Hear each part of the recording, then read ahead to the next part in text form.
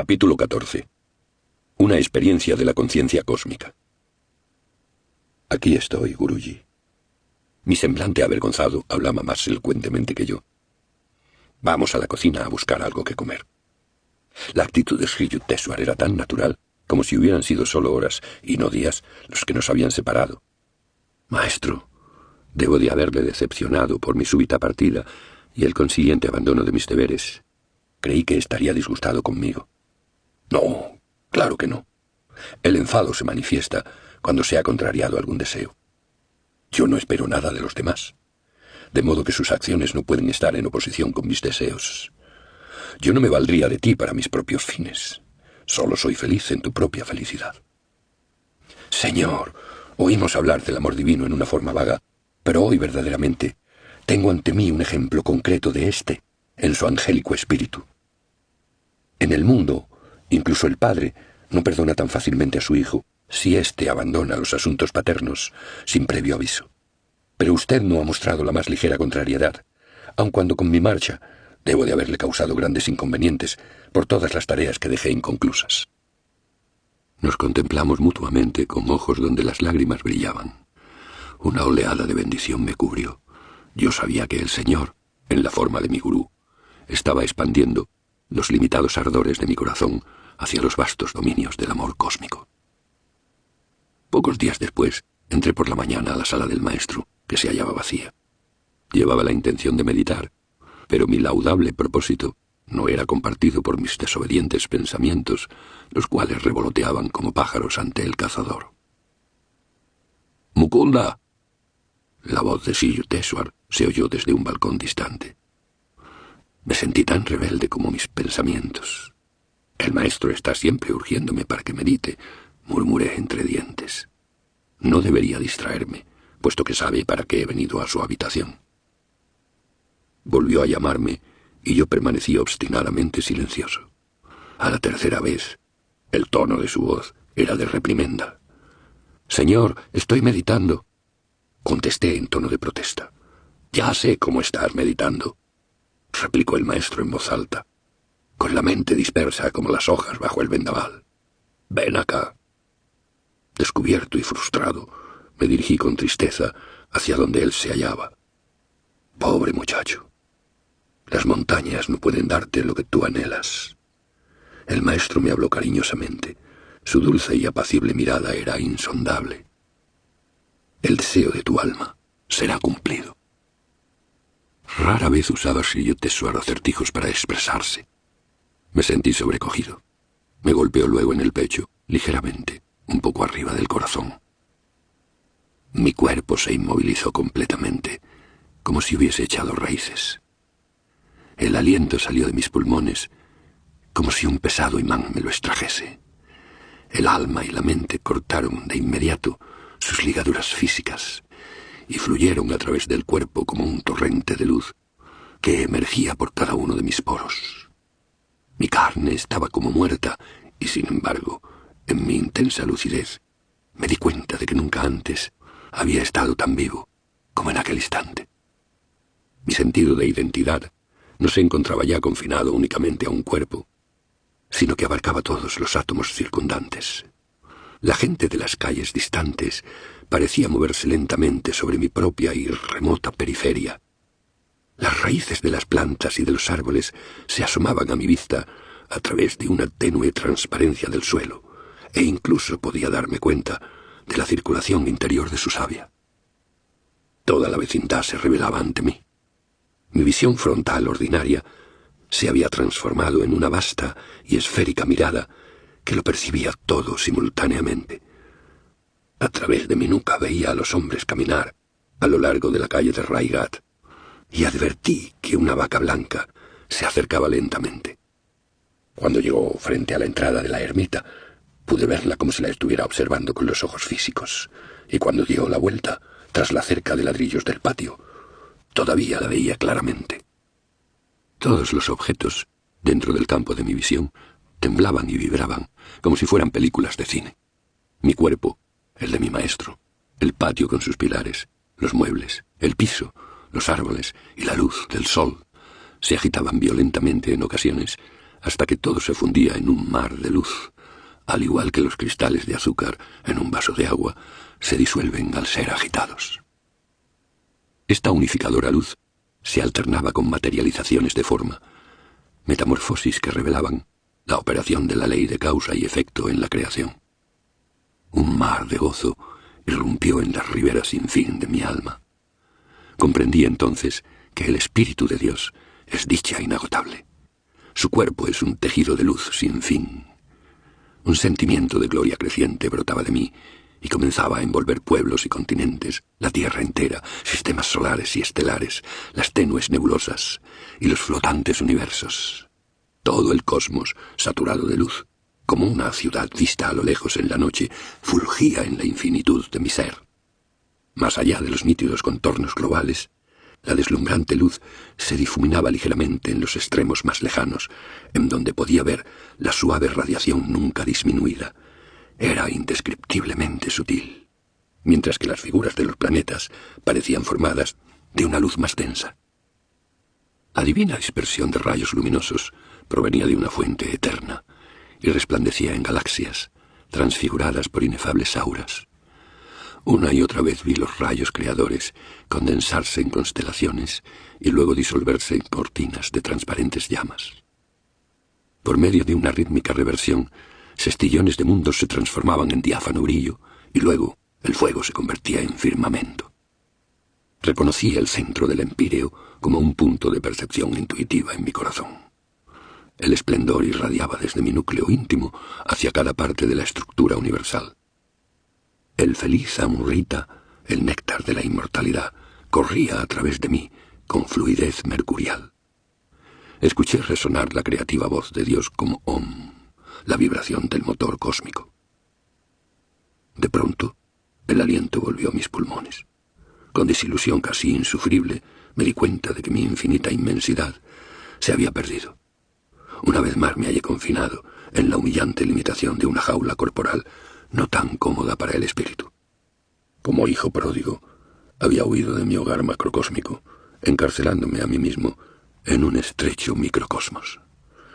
Mi gurú seguía inmóvil delante de mí, y mi primer intento fue arrojarme a sus santos pies en acto de gratitud por haberme concedido aquella experiencia de la conciencia cósmica que tan larga y apasionadamente había buscado. Pero él me impidió inclinarme y dijo calladamente: «No debes embriagarte con el éxtasis. Todavía hay mucho trabajo para ti en el mundo. Ven, vamos a barrer el piso del balcón. Luego caminaremos por el Ganges». Traje una escoba.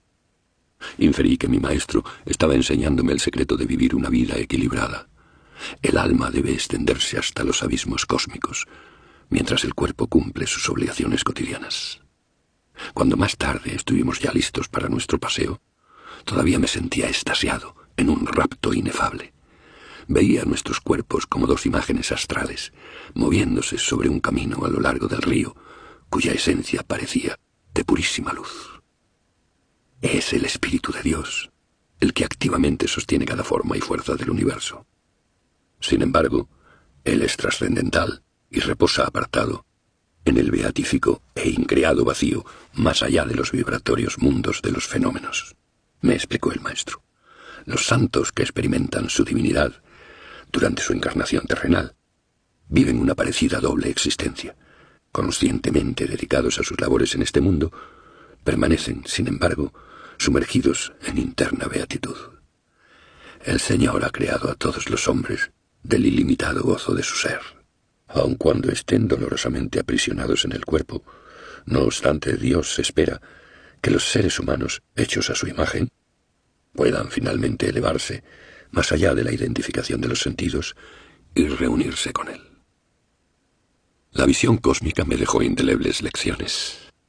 Agrietando mis pensamientos cada día, pude librarme de la ilusoria convicción de que mi cuerpo era una masa de carne y huesos que transita por el duro suelo de la materia.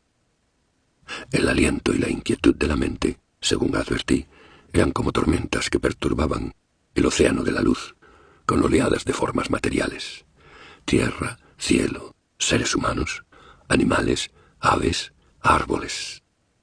Ninguna percepción del infinito como única luz puede obtenerse excepto calmando tales tempestades. A medida que silenciaba los dos tumultos naturales, podía contemplar las multitudinarias olas de la creación diluirse en un reluciente océano, lo mismo que las olas del mar, cuando pasa la tormenta, se disuelven serenamente y retornan a la unidad. Un maestro concede la divina experiencia de la conciencia cósmica cuando su discípulo, por medio de la meditación, ha fortalecido su mente hasta un grado en que las inmensas perspectivas no le anonadan. Tal experiencia no puede obtenerse solo mediante una buena disposición del intelecto o un amplio criterio, únicamente por una adecuada expansión de la conciencia, mediante la práctica del yoga y por la vivencia devocional, bhakti, puede uno prepararse para absorber la conmoción liberadora de la omnipresencia. La experiencia divina se presenta con una naturalidad inevitable al devoto sincero. Su intenso anhelo principia a atraer a Dios con una fuerza irresistible. El Señor, como visión cósmica, es atraído por el magnético ardor del buscador hasta penetrar en el campo de su conciencia. En los últimos años escribí el siguiente poema, Samadhi, con el deseo de transmitir una vislumbre de su gloria. Desvanecidos los velos de luz y sombra, esfumado todo vapor de tristeza, dispersas las auroras de las efímeras alegrías, disuelto el sombrío espejismo sensorio, amor y odio, salud y enfermedad, vida y muerte, sombras falsas en la pantalla de la dualidad, perecieron. Acallada ha quedado la tormenta de Maya por la varita mágica de la honda intuición. Presente, pasado y futuro ya no existen para mí, solo el siempre presente yo, fluyendo en todo, yo en todas partes.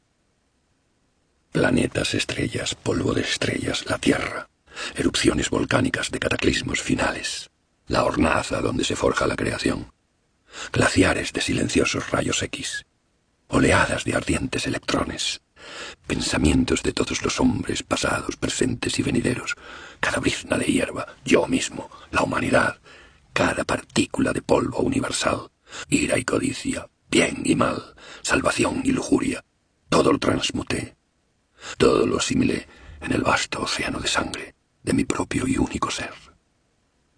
Avivados por la meditación, los humeantes rescoldos de gozo que cegaban mis llorosos ojos estallaron en llamas inmortales de dicha, consumieron mis lágrimas, mi cuerpo, mi todo.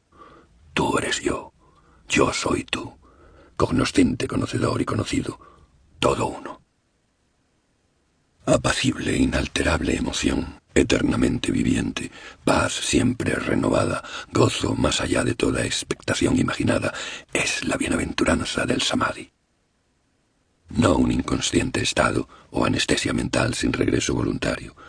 El Samadhi expande mi reino consciente, más allá de los límites de la forma mortal, hacia el más lejano confín de la eternidad, donde yo, el mar cósmico, contemplo al pequeño ego flotando en mí.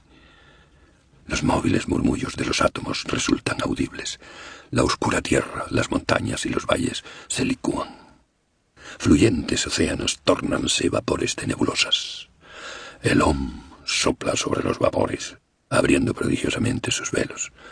Los océanos aparecen revelados en luminosos electrones, hasta que, con el último redoble del tambor cósmico, se desvanecen las luces materiales en rayos eternos de omnipresente bienaventuranza. Del gozo vine, por el gozo vivo, y en el sagrado gozo fundo mi ser. Océano de la mente, bebo todas las olas de la creación. Los 4 velos de sólidos, líquidos, vapores y luz se alzan por completo. Yo, presente en todo, entro en el grandioso yo. Partieron para siempre las caprichosas y vacilantes sombras de la memoria mortal. Mi cielo mental está totalmente despejado. Abajo, adelante y muy en lo alto. La eternidad y yo, un solo rayo unidos somos. Yo, una diminuta burbuja de risa, me he convertido en el mismo mar de la dicha. Sri Yukteswar me enseñó cómo lograr esta bendita experiencia a voluntad, y también cómo transmitirla a otros si sus canales intuitivos están desarrollados. Después de aquella primera vez, durante meses entré en esa estática unión, comprendiendo así por qué los Upanishads dicen que Dios es rasa, el supremo deleite. Sin embargo, un día le llevé un problema a mi maestro. Quiero saber, Señor, ¿cuándo encontraré a Dios? Ya le has encontrado. Oh, no, Señor, yo no lo creo así. Mi gurú sonreía. Estoy seguro de que no estás esperando a un venerable personaje adornando un trono en algún antiséptico rincón del cosmos. Veo, sin embargo, que te imaginas que la posesión de poderes milagrosos es una prueba de haber encontrado a Dios. No es así. Uno puede adquirir el poder para conquistar todo el universo y descubrir, no obstante, que el Señor le elude. El desarrollo espiritual no se mide por el despliegue de poderes externos, sino únicamente por la profundidad de la dicha experimentada en la meditación. Dios es gozo, eternamente renovado. Él es inagotable. A medida que continúes con tus meditaciones a través de los años, te fascinará su infinita ingeniosidad. Los devotos que, como tú, han encontrado la vía para comulgar con Dios, jamás sueñan siquiera con intercambiar al Señor por cualquier otra felicidad. La seducción divina está más allá de toda posibilidad de competencia. Qué pronto nos hastiamos de los placeres mundanos. El deseo de cosas materiales no tiene límite. El hombre jamás está completamente satisfecho y persigue una meta tras otra. Ese algo más que busca es el Señor, el único que puede proporcionarle el gozo imperecedero. Los deseos externos nos sacan del jardín del Edén interno, ofreciéndonos falsos placeres que únicamente remedan la felicidad del alma. El paraíso perdido se recupera rápidamente a través de la meditación divina. Puesto que Dios es la eterna novedad inesperada, jamás nos cansamos de Él. Podríamos saciarnos de la bienaventuranza deliciosamente variada a través de la eternidad. Ahora entiendo, Señor, por qué los santos dicen de Dios que es insondable. Ni siquiera la vida eterna puede bastar para apreciar a Dios. Eso es verdad, pero también Él está siempre próximo y al alcance de nuestro amor. Una vez que por medio del Kriya Yoga la mente se purifica de los obstáculos sensoriales, la meditación proporciona una doble prueba de Dios. El gozo siempre renovado es una evidencia de su existencia que nos penetra hasta los átomos. Y también en la meditación uno encuentra su guía instantánea y su adecuada respuesta a cualquier dificultad. Ya veo, Guruji, que ha resuelto mi problema. Le sonreí agradecido. Ahora me doy cuenta de que he encontrado a Dios. Porque cuando el gozo de la meditación ha resurgido subconscientemente en mí durante las horas de actividad, he sido sutilmente dirigido para adoptar el curso acertado de acción en todo, incluso en los pequeños detalles. La vida humana está sobrecargada de tristeza, hasta que aprendemos cómo armonizarnos con la voluntad divina, cuya vía correcta es con frecuencia desconcertante para la inteligencia del ego, dijo mi maestro. Únicamente Dios puede dar un consejo certero. ¿Quién sino Él lleva la carga del cosmos?